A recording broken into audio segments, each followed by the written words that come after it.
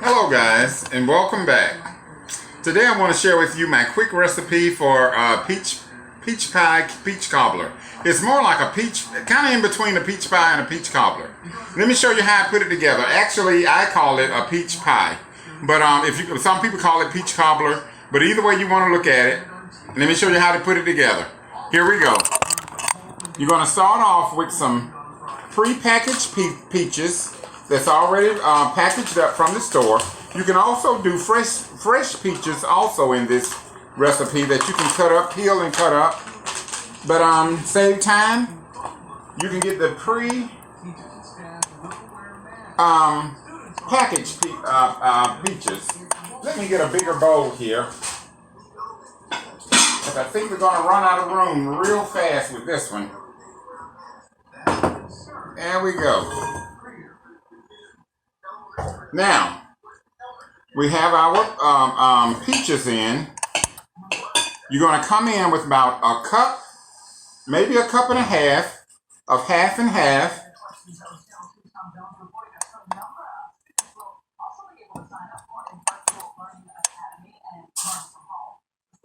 You want about a teaspoon of cinnamon.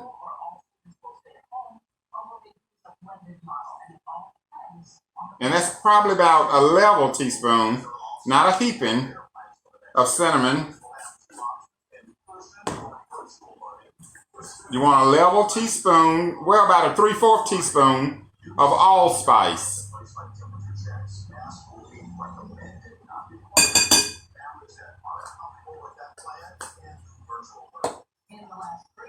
And you want about a 1/4 of a teaspoon of mace.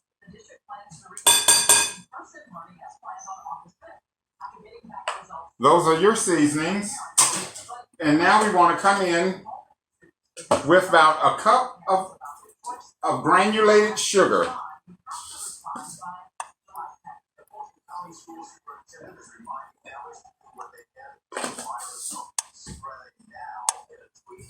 Want to give this a good stir. Get everything well incorporated.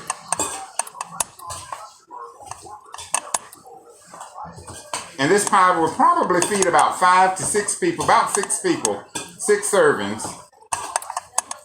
But it's a great quick pie in the summertime. Really anytime, summer, winter, spring, or fall. But it's very good in the summertime with some ice cream, vanilla ice cream. I often do it just for a last minute dessert with some vanilla ice cream, and it be delicious. And you can make this with peaches. I've made it with plums. I've made it with nectarines, believe it or not. Blueberries. I haven't tried strawberries yet, but I'm almost sure you can even do strawberries with this pie. But peaches hold up very well with it. Very well with it. All right, get that stirred in very well. Just a tad more half and half.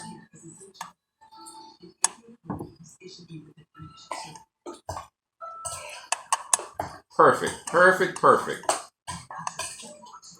Now I'm cooking it in a black iron skillet. I've lined my skillet with a pie crust, a ready-made pie crust.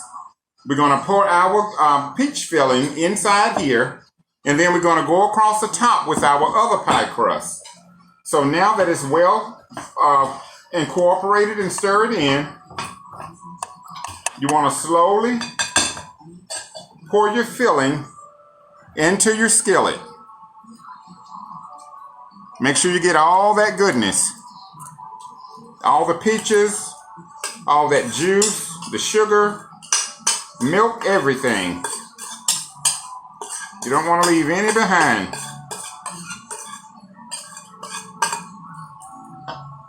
Okay.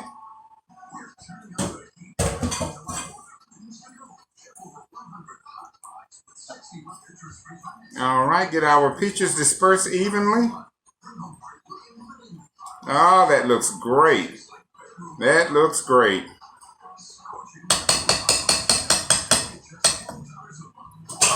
Now we need our other pie crust.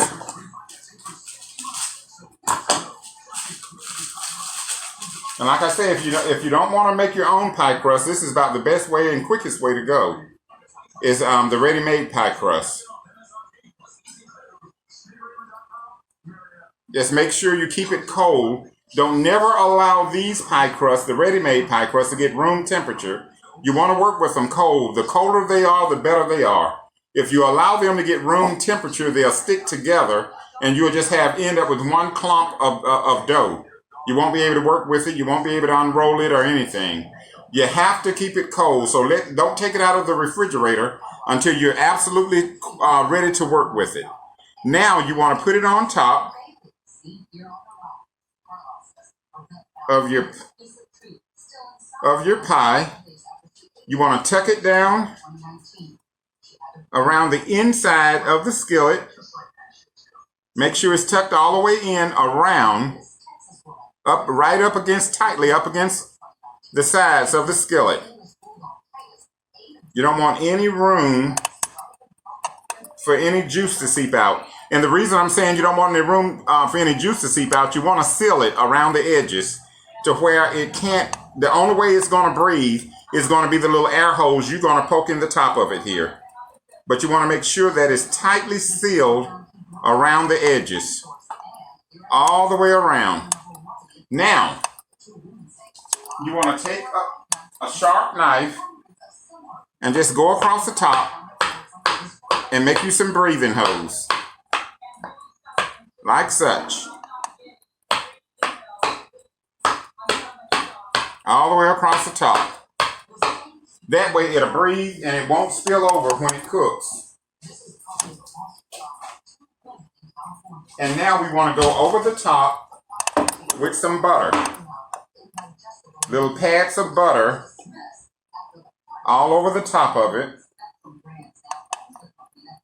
The butter is not only will help it brown, the butter will also give it a flavor, as well as make that dough, give that dough extra crispiness while it's baking. The dough should be flaky anyway, but the butter will help it also. But just put you a few pads across the top. There we go. That should do it. And like I said, you're going to bake it in the oven on 375 for probably about 45 minutes to an hour. Depends on your oven temp. But 375 is the temp that I normally bake it at. And it normally takes anywhere from 345 to about an hour. Okay. Let's get this bad boy in the oven. Let that hour ride by.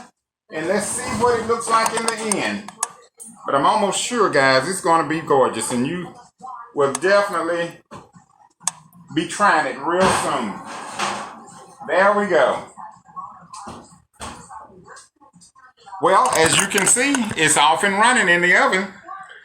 I'll make sure when it gets done, I'll bring you guys back and let you see the finished product.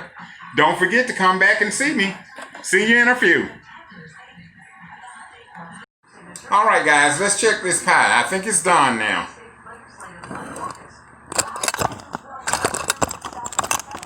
Oh, yeah. It is looking great.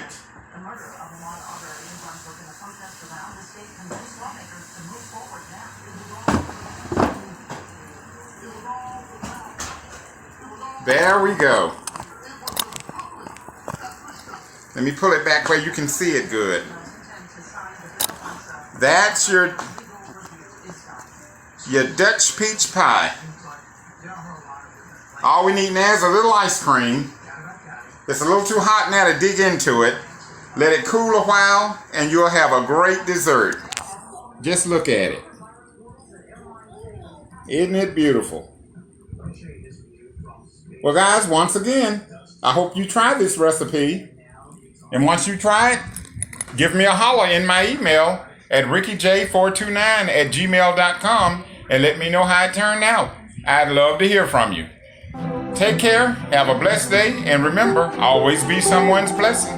Have a good one. Bye-bye.